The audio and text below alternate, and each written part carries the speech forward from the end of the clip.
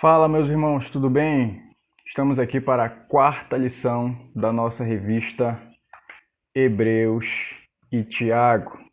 E você que não foi para a igreja, você que perdeu a primeira, a segunda, a terceira aula, eu vou colocar na descrição desse vídeo o link das aulas anteriores para você acompanhar e não perder, tá bom? Domingo, agora, vai ser a quarta lição e nós vamos, de forma antecipada dessa vez, comentar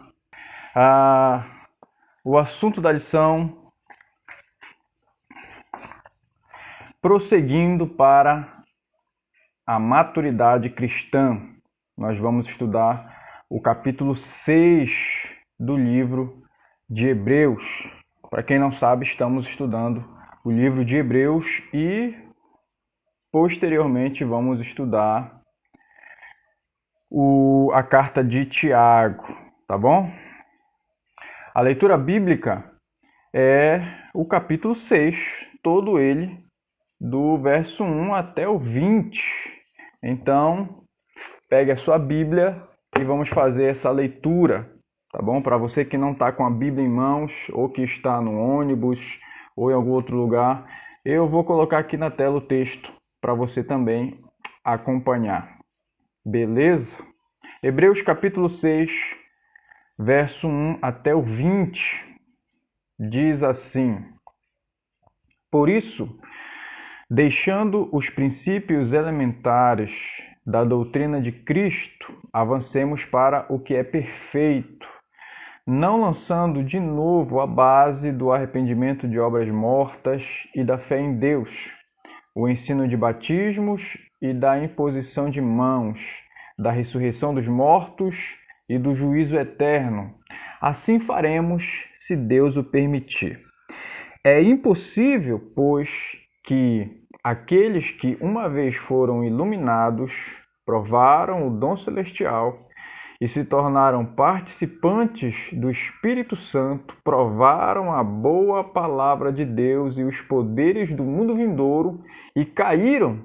Sim, é impossível outra vez renová-los para arrependimento, visto que de novo estão crucificando para si mesmos o Filho de Deus e expondo à zombaria. Porque a terra que absorve a chuva, que frequentemente cai sobre ela e produz plantas úteis para aqueles que cultivam, recebe bênção da parte de Deus.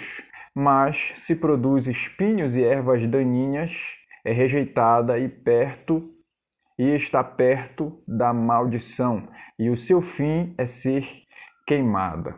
Quanto a vocês, meus amados, ainda que falemos desta maneira, estamos certos de que coisas melhores os esperam, coisas relacionadas com a salvação. Porque Deus não é injusto para se esquecer do trabalho que vocês fizeram e do amor que mostraram para com o seu nome, pois vocês serviram e ainda estão servindo os santos. Desejamos que cada um de vocês continue mostrando até o fim o mesmo empenho para a plena certeza da esperança, para que não se tornem preguiçosos, mas imitadores daqueles que pela fé e pela paciência herdam as promessas. Pois quando Deus fez a promessa a Abraão, visto que não tinha ninguém superior por quem jurar, jurou por si mesmo, dizendo: Certamente eu o abençoarei e multiplicarei os seus descendentes. E assim, depois de esperar com paciência, Abraão obteve a promessa. Porque as pessoas juram pelo que lhes é superior, e o juramento, servindo de garantia, põe fim a toda discussão. Por isso, Deus, quando quis mostrar com mais clareza aos herdeiros da promessa que o seu propósito era imutável, confirmou com um juramento. Ele fez isso para que, mediante duas coisas imutáveis, nas quais é impossível que Deus minta, nós que já corremos para o refúgio tenhamos forte alento, para tomar posse da esperança que nos foi proposta. Temos esta esperança por âncora da alma, segura e firme, que entra no santuário que fica atrás do véu, onde Jesus, como precursor, entrou por nós, tendo se tornado sumo sacerdote para sempre, segundo a ordem de Melquisedeque. Amém. Essa é a leitura bíblica. O texto áureo é o verso de número 1, que diz assim: Por isso, deixando os princípios elementares da doutrina de Cristo, avancemos para o que é perfeito, não lançando de novo a base do arrependimento de obras mortas e da fé em Deus. A verdade prática diz assim: o verdadeiro cristão deve crescer na graça e no conhecimento. A nossa lição, como de costume, ela possui 3 tópicos e eu vou colocar aqui na tela para você acompanhar. O primeiro tópico diz assim: maturidade cristã. O segundo tópico, os perigos da apostasia. E o terceiro tópico, diligência cristã. Esses são os tópicos da lição que vamos estudar agora. Então a gente já acompanhou nas lições anteriores Cristo sendo a expressa imagem de Deus. Nós já vimos que ele é a excelência do Filho de Deus. Nós vimos Jesus é superior aos anjos. Na lição passada, nós vimos Cristo é superior a Moisés, a Josué e a Arão. E hoje, no capítulo 6 de Hebreus, nós vamos falar sobre a maturidade cristã. Um assunto muito importante para todo cristão. Essa questão de maturidade. Você vai sair dessa lição, então, identificando traços de maturidade cristã que você precisa ter, ou que talvez você já tenha, ou que talvez você tenha que aprimorar. Beleza? Primeiro ponto, então, maturidade cristã é o primeiro tópico. O primeiro ponto é deixando a superficialidade. É o verso de número 1, apenas a parte A. Por isso, pondo de parte os princípios elementares da doutrina de Cristo, deixemo-nos levar para o que é perfeito. Os hebreus estavam acostumados com o trivial. Qualquer semelhança com a geração pós-moderna não será mera coincidência. A igreja brasileira sofreu um grande desgaste nas últimas décadas com uma onda de pregadores com mensagens triunfalistas, sem aprofundamento bíblico. Como consequência, nasceu uma geração cheia de evangeliquez e pobre em doutrina bíblica. O escritor de Hebreus exorta a sair dessa ilusão para a profundidade da fé cristã. Isso aqui é um tema, como eu falei, muito importante. E o primeiro passo para alcançar a maturidade cristã é sair da superficialidade, é sair da zona de conforto, onde você pega um texto bíblico, não sabe quem escreveu, não sabe o contexto histórico, não sabe a geografia da época, não sabe o destinatário, não conhece a intenção do escritor ao escrever aquilo, e aí você pega sem esses conhecimentos adicionais e vai aplicando o texto de forma totalmente errada. E a pessoa que não sai disso, ela possivelmente precisa amadurecer na fé, né? na sua carreira cristã. E aí o que ele fala aqui é muito verdade. Nas últimas décadas nós vimos muitos pregadores trazendo mensagens triunfalistas, mensagens centradas no eu, centrado no receber, E aí o que gera é uma geração pobre de teologia bíblica, pobre de conhecimento, pobre de intimidade com Deus, pobre de conhecimentos acerca daquilo que Jesus prega e não apenas daquilo que Jesus faz, né? Então, eu e você precisamos nos aprofundar em Deus, na sua palavra, e só podemos fazer isso saindo da superfície, né? Usando aí uma analogia de um rio, uma piscina, um mar, um garapé. Se você ficar apenas na superfície, você nunca vai saber o que há lá na parte mais profunda. Segundo ponto é base do arrependimento, obras e fé. É a parte B do verso, não lançando de novo a base do arrependimento de obras mortas e da fé em Deus. Aqui nessa passagem, aqui na verdade nesse primeiro ponto, nesse primeiro tópico de maturidade cristã, ele vai falar desses 6 pontos que são básicos para o entendimento da nossa fé, né? A nossa fé, a nossa crença, ela tem como base esses 6 pontos. E aqui o primeiro ponto é a base do arrependimento de obras mortas.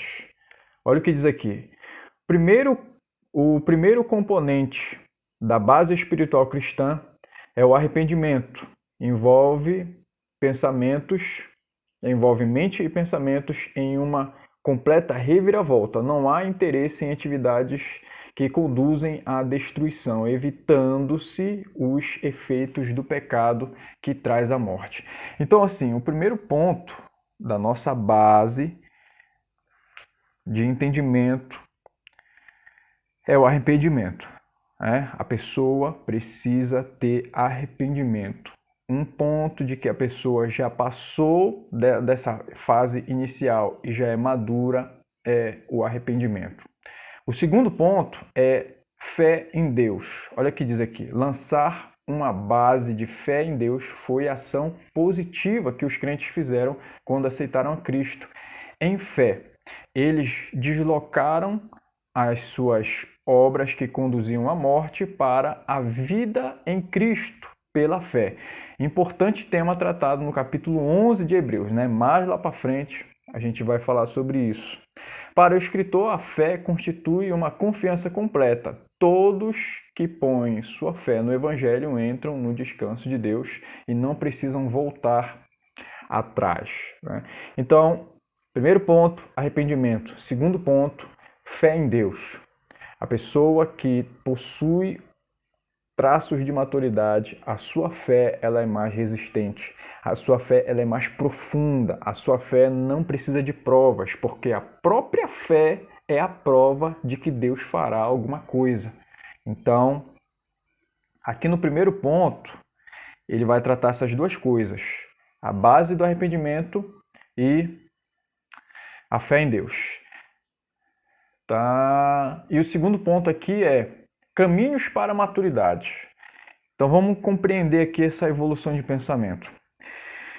Existem a base e existem 6 pontos básicos da nossa fé cristã.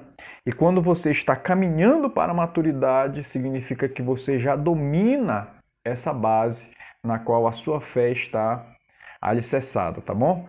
É o verso de número 2 do capítulo 6 que diz assim: da doutrina dos batismos e da imposição das mãos, e da ressurreição dos mortos e do juízo. Todos esses são pontos da nossa fé, da base da nossa fé. Olha o que diz aqui. O primeiro ponto é ensino de batismos. A primeira fase da instrução do crente é um ensino a respeito de batismos. A expressão no plural provavelmente expressa um contraste entre batismo cristão e todos os outros conhecidos pelos leitores. Os 4 evangelhos e Atos mencionam o batismo em águas e também o batismo com o Espírito Santo. As epístolas acrescentam o batismo no corpo de Cristo. A doutrina do batismo é uma doutrina muito elementar. Ela é básica. Logo, quando eu e você aceita Jesus, você é discipulado, né? esses 6 pontos da base da fé, ela é exposta a você, você é ensinado a respeito disso, e um desses pontos é exatamente a doutrina do batismo. O porquê eu devo batizar, né? Então, isso daí, todo cristão maduro, ele deve dominar essa doutrina a respeito do batismo e saber ensinar isso aos outros irmãos. O segundo ponto aqui é da imposição de mãos. É recomendada por Jesus para a cura de enfermos e para abençoar pessoas. Essa é outra doutrina. Orar pelos enfermos, colocando as mãos ali, ministrando a cura. Nós sabemos que ninguém tem poder de curar. O poder é de Jesus. Jesus é que cura através de nós. E nós com fé oramos, pedindo ao Senhor a cura, repreendendo espíritos de doença, impondo as mãos. Não é heresia, não é antibíblico, pelo contrário, é bíblico a imposição de mãos. Não somente para a cura de enfermos, mas também para abençoar, para abençoar alguém ou para abençoar alguém. Abrange todas as demais coisas. Terceiro ponto aqui, da ressurreição dos mortos. Já no tempo do Antigo Testamento, a doutrina da ressurreição era conhecida. Aí nós temos referência em Salmos 16, verso 10, Isaías 26, 19, Ezequiel 37, 10, Daniel 12, verso 2. Nos dias de Jesus e dos apóstolos, o público em geral sabia a respeito desse ensino. João 11, 24. Porém, a seita judaica dos saduceus discordavam dessa doutrina. Nós vemos isso em Atos capítulo 23, versos 6 e 7. Então, um outro ponto é a respeito da ressurreição dos mortos. Nós sabemos que existem 2 ressurreições dos mortos. E essa doutrina acerca da ressurreição é outra coisa que o crente ele precisa dominar e saber explicar e ensinar sobre isso. Não podemos nos aprofundar nisso agora, mas se você não tem conhecimento a respeito disso, procure estudar, porque isso é muito importante. Acho que eu vou gravar um vídeo aqui para o canal só falando disso, tá bom? O outro ponto aqui é do juízo eterno, logicamente relacionada à da ressurreição, implicando na ressurreição dos justos e no julgamento do ímpio. Cristo retornará para julgar vivos e mortos. Então, uma coisa que está pertinho ali da outra é a ressurreição dos mortos e o juízo eterno, tá bom? Haverão 2 ressurreições, uma dos salvos, outra dos ímpios, e em seguida haverá o juízo eterno, que é o juízo final. Inclusive eu gravei um vídeo aqui no canal falando sobre o juízo final. Vou colocar o link também aqui na descrição desse vídeo, tá bom? Aqui a gente fez o primeiro ponto, maturidade cristã, e vamos falar sobre o segundo ponto, os perigos da apostasia. Certo. O que é apostasia? É o verso de número 4 e 5 do capítulo 6. É impossível, pois, que aqueles que uma vez foram iluminados e provaram o dom celestial e se tornaram participantes do Espírito Santo e provaram a boa palavra de Deus e os poderes do mundo vindouro. E aqui a gente termina o versículo. Olha o que diz o comentário. O perigo da apostasia é tão real hoje como era quando esta carta foi escrita. Devemos atentar às advertências dessa passagem. Dizer que um crente salvo não pode cair da graça, independentemente de como viva, vai na contramão da exigência bíblica quanto à vigilância e à santificação. A apostasia é o abandono e negação deliberada da fé e permanente. Perdão, vou repetir. A apostasia é o abandono e negação deliberada e permanente da fé. Ela não acontece de repente, antes é parte de um declínio gradual que passa pela descrença e desobediência, levando ao endurecimento do coração, impossibilitando arrependimento. O autor usou o exemplo dos israelitas para demonstrar este processo. Certo. Então aqui, nesse primeiro ponto aqui, é a apostasia, tá? E o segundo ponto é a diferença entre queda e apostasia. Nós vamos diferenciar agora. É o verso 6 do capítulo 6. E caíram sim, é impossível outra vez renová-los para arrependimento, visto que de novo estão crucificando para si mesmos o Filho de Deus, expondo a ignomínia, que é a vergonha pública, né?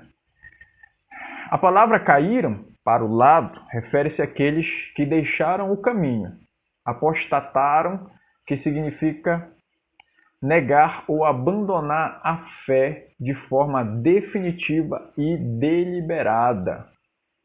Então aqui ele vai causar e vai falar sobre um contraste e a diferença entre a queda e a apostasia, tá? O que seria então a queda? Inclusive aqui mais para frente ele vai usar exemplos de homens da Bíblia que caíram, né? E outros que apostataram. Mas um exemplo bem simples aqui que a gente pode perceber é: cair é alguém que peca, né? Alguém que peca e aí se arrepende e volta, retoma o caminho. É como se fosse o cara que,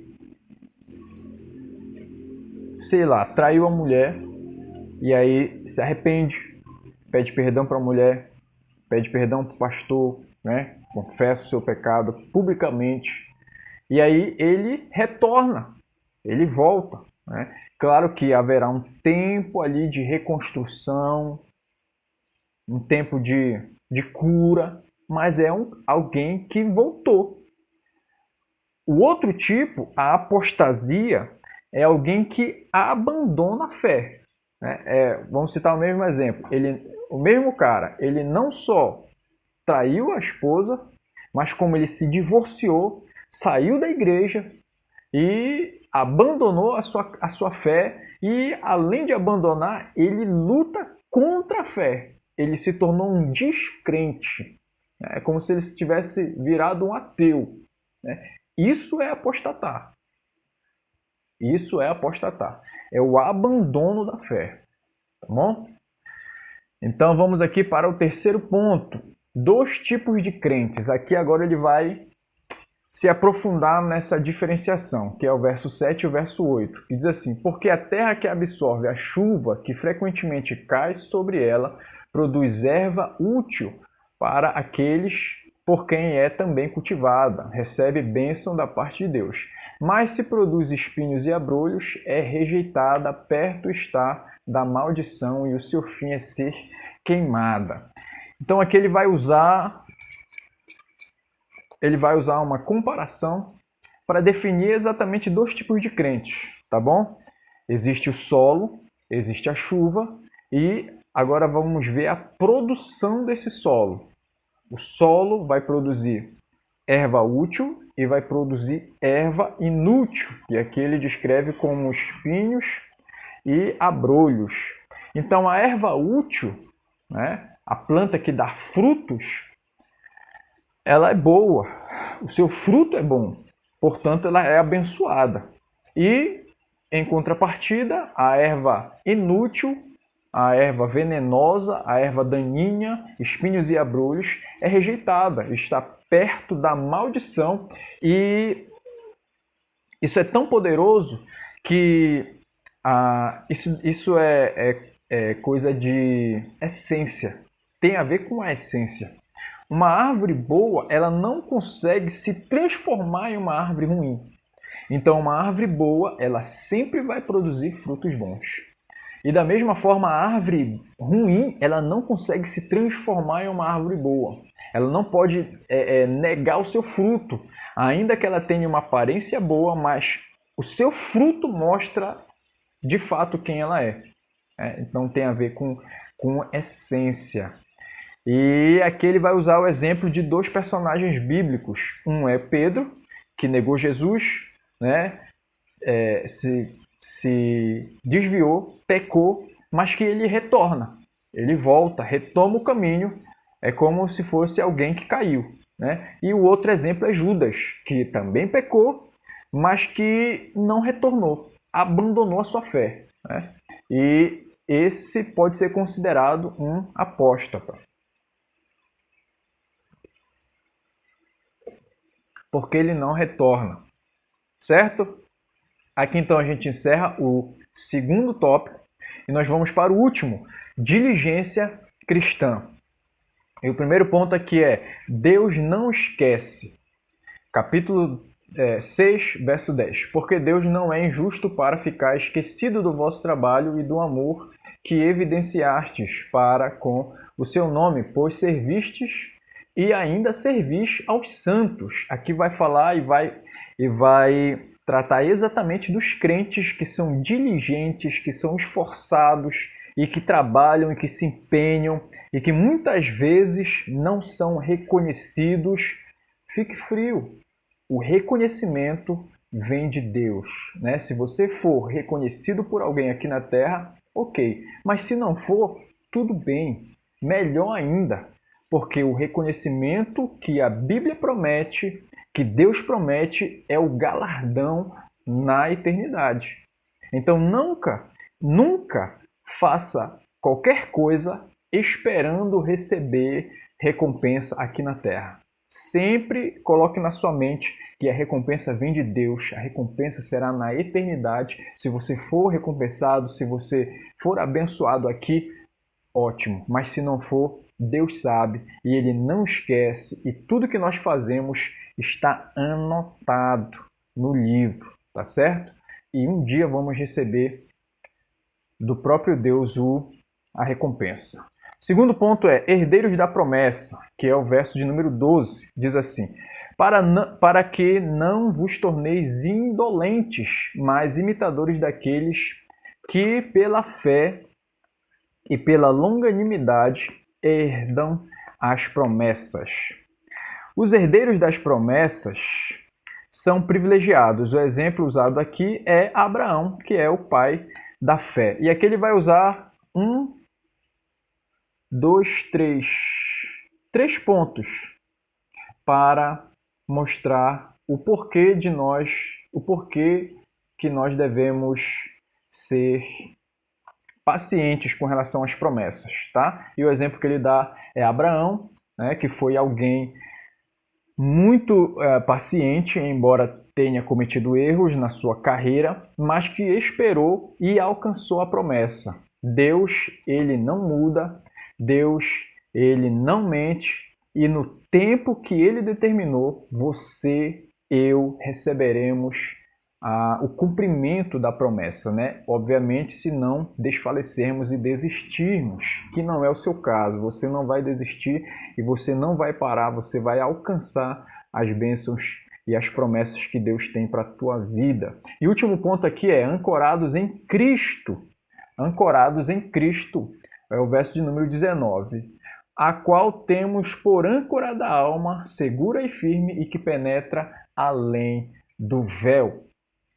A pequena âncora segura um navio gigantesco. Aqui se fala da âncora da alma, segura e firme que penetra além do véu, onde Cristo entrou como precursor. Num contexto de falta de maturidade, o escritor está afirmando que os que são diligentes esperam com paciência, estão firmes, seguros e ancorados, não com uma âncora de ferro comum fincada no fundo do mar, mas com uma âncora fincada além do véu, no Santo dos Santos, onde o sumo sacerdote eterno entrou abrindo o caminho para nós. Que maravilha, né? Então Cristo, ele funciona aqui nesse contexto, nessa metáfora, como uma âncora. E uma âncora faz com que o navio ele não saia do lugar, ele fique ali parado, né? Ainda que ele se afaste um pouquinho, mas ele não sai do lugar porque a âncora o faz ficar parado em um lugar. Então Cristo, ele é a âncora da nossa alma e ele está afincado aonde? No Santo dos Santos, além do véu. Então todo crente que é que tem a sua fé em Jesus, todo crente que o seu coração verdadeiramente pertence a Jesus, que está firmado em Deus, ele não se afasta do Santo dos Santos. Ele não se afasta daquilo que é sagrado, daquilo que é santo. A santidade é o seu estilo de vida. Ainda que ele caia, ainda que ele erre, ainda que ele tropece, mas ele retorna, ele volta, porque existe uma âncora que o puxa e não permite que ele se afaste. A aplicação pessoal diz: estude diariamente as santas doutrinas bíblicas a fim de alcançar a maturidade pelo conhecimento. Rejeite os falsos ensinamentos que levam à apostasia e à condenação. Amém. E aqui a gente encerra a nossa lição. Perdão. Uma lição maravilhosa.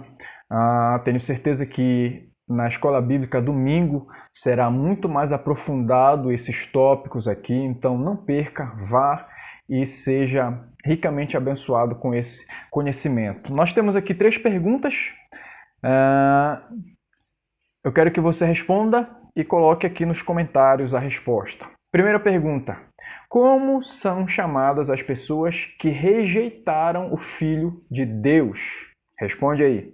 Segunda: quem são os que jamais serão esquecidos por Deus? A gente falou aqui. Responde aí. Terceira pergunta: onde está fincada a âncora da nossa alma? Onde está fincada a âncora da nossa alma? Deixa a resposta aqui nos comentários. E eu quero fazer um pedido. Você cristão, você que é assembleiano e que participa da Escola Bíblica Dominical, se inscreve aqui nesse canal. Toda semana nós estamos postando vídeos com as lições da nossa revista. E então quero te pedir, se inscreve no nosso canal e compartilha com seus amigos, compartilha com a sua família, joga no grupo da igreja e assim você vai estar nos ajudando a fazer com que esse canal cresça, tá bom? Deus te abençoe e até a próxima. Fica na paz.